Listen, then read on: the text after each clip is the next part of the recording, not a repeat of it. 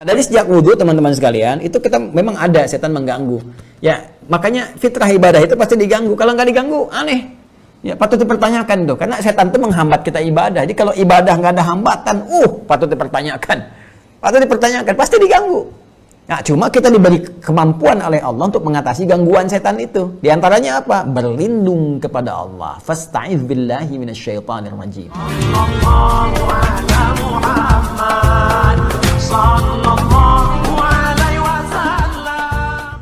Dari Mas Rian Wahyu 46 menit yang lalu. Bismillahirrahmanirrahim. Assalamualaikum Ustaz. Waalaikumsalam warahmatullahi wabarakatuh. Semoga Allah muliakan Anda dan berikan kemuliaan yang sama kepada kita semua. Bagaimana cara menghilangkan was-was ketika kita sholat? Ya hilangkan aja. Jangan was-was. Cara menghilangkan was-was, jangan marah. Cara menghilangkan marah, jangan marah. Cara menghilangkan was-was, jangan was-was. Cara menghilangkan marah, jangan marah. Sebentar ya. Soalnya setiap saya ambil wudhu sampai selesai sholat selalu datang bisikan-bisikan yang aneh-aneh Ustaz. Makasih Ustaz. Oh berarti bukan saat sholat saja, saat wudhu, dari sejak wudhu. Wah ini setannya nih. Nanti kapan-kapan kita ngaji ya fikih setan. Nah kan menarik kan fikih setan ya. Memahami, fikih itu kan memahami tentang setan. Ya kalau kita tahu jalan bagus saja nggak tahu di mana jebakannya, ya di mana durinya, di mana lubangnya, kemungkinan bisa terpeleset. Ya sama juga. Kalau kita hanya menghitung mengenal malaikat dan sebagainya bagus, tapi kalau nggak tahu setan, nggak tahu strateginya, gimana kita bisa menghindarinya, perangkap-perangkapnya, jeratan-jeratannya? Ya, mungkin bisa lebih berbahaya daripada jebakan Batman, gitu kan? Nah ini yang mesti kita waspada, gitu ya, waspadalah. Jadi teman-teman sekalian ini makanya di Quran tuh banyak sekali keterangan yang menyampaikan pada kita perangkap-perangkap setan. Ya khutwati syaitan, ini loh perangkap-perangkap setan nih. Ya khutwahnya, ini caranya. Begini ya Allah tuh Rahman sekali lagi. Ya mesti tahu kita. Nah, di antara pembahasan tentang setan itu ada memang tugas-tugas spesifik dia. Ya, dari jaringan iblis ini. Ya, jaringan iblis. Jaringan iblis laknatullah. Ya, disingkat, silakan singkat sendiri.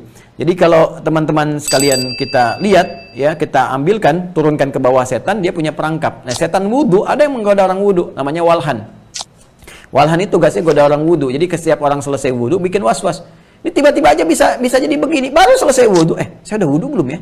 Batal nggak ya? Batal nggak ya? Ini bikin was-was kita. Ya, nah ini bagaimana cara mengatasinya?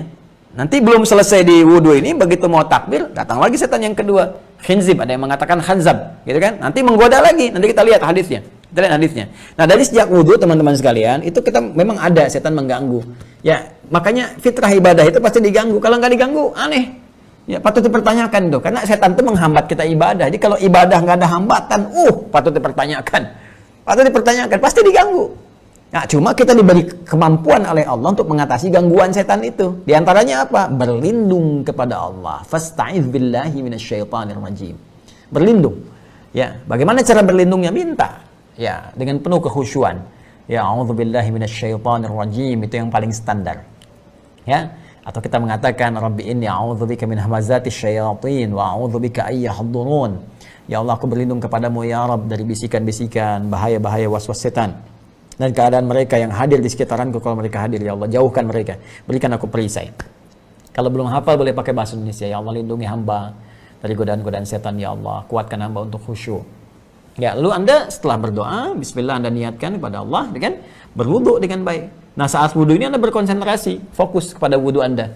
Ya, bersihkan wajah, mohon kepada Allah wajah ini diberikan cahaya, dihilangkan dari perbuatan maksiat, tobat dengan dosa-dosa di wajah, tangan, sampai ke ujung kaki, sampai selesai lah wudunya. Makanya setelah wudu Anda berdoa kan, syahadu an la ilaha illallah, syahadu anna muhammadar rasulullah, Allahumma ja'alni minat tawwabin wa ja'alni minal mutatahhirin wa ja'alni min ibadikas salihin. Ya Allah, jadikan hamba termasuk golongan orang taubat.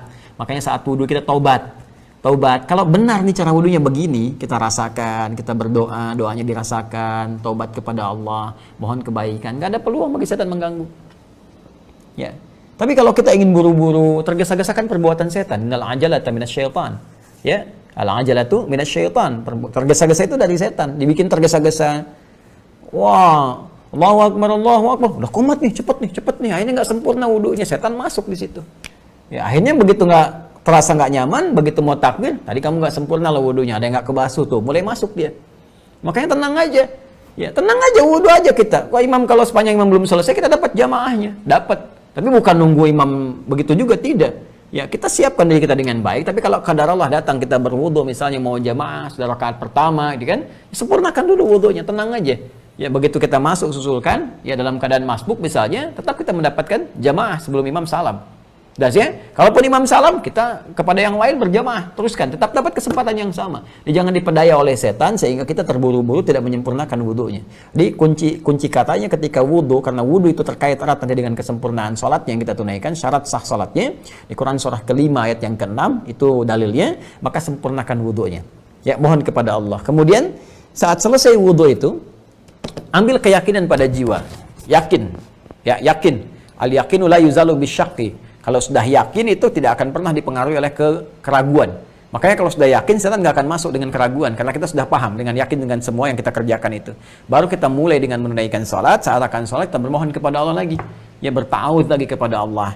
Ya, bahkan kalau kita godaan-godaan yang cukup kuat dan sebagainya, ada was-was, problem kita masuk, ya, dibayang-bayangi oleh keadaan kehidupan misalnya, oh takut begini, takut begitu, macam-macam. Kita berdoa lagi, minta kepada Allah, mu'awwadzatain. Ya, bisa dengan surah Al-Falaq, dengan surah An-Nas sebelum kita sholat, minta kepada Allah perlindungan.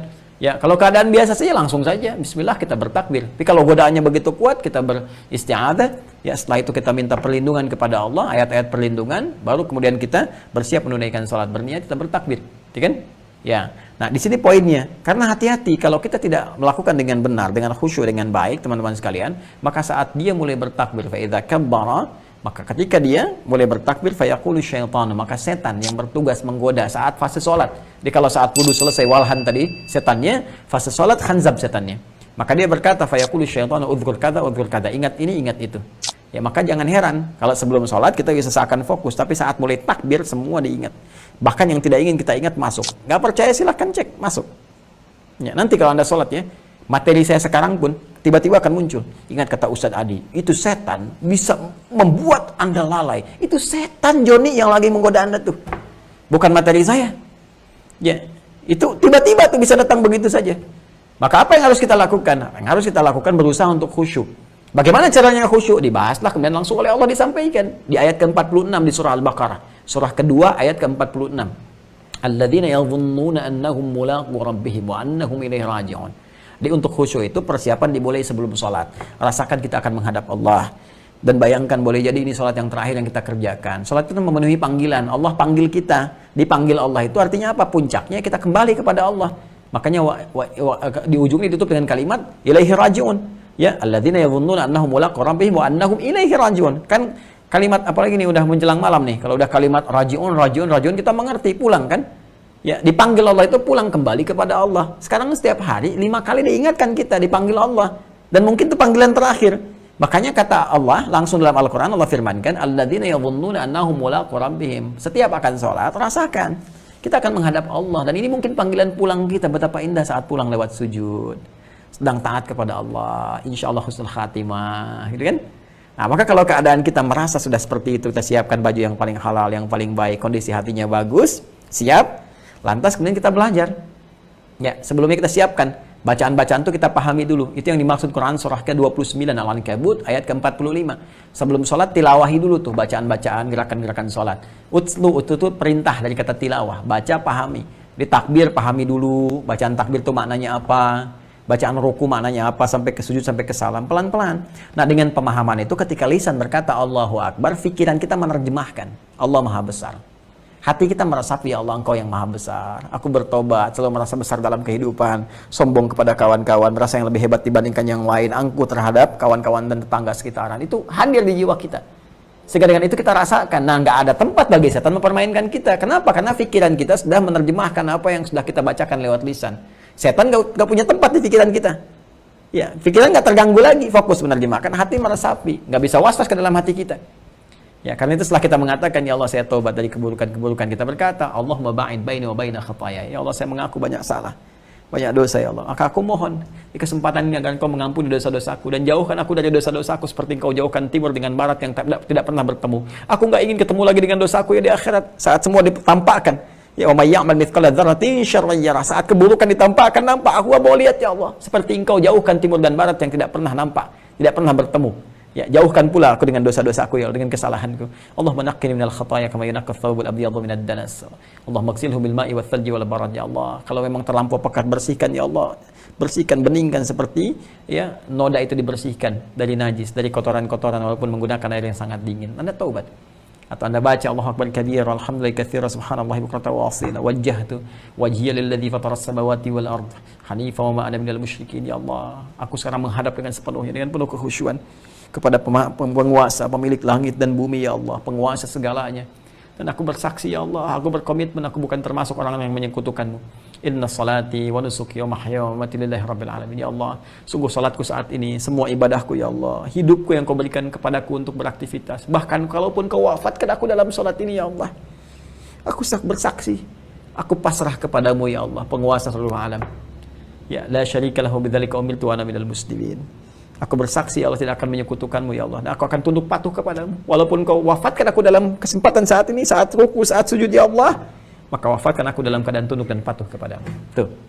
Dan kalau kita mengerti, kita paham dengan apa yang kita bacakan, tiba-tiba kemudian bisa mengalir air mata. Enak gitu.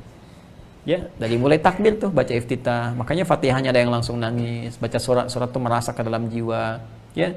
Baca ayat tentang surga, pengen rasanya mendapatkan itu. Baca ayat tentang neraka takut, tentang adab takut, ada yang menangis, banyak seperti itu. Kan aneh, baca ayat surga nangis, baca ayat neraka kok diam-diam aja gitu, ya kan? Ada sesuatu yang belum meresap kepada jiwa. Nah, kan?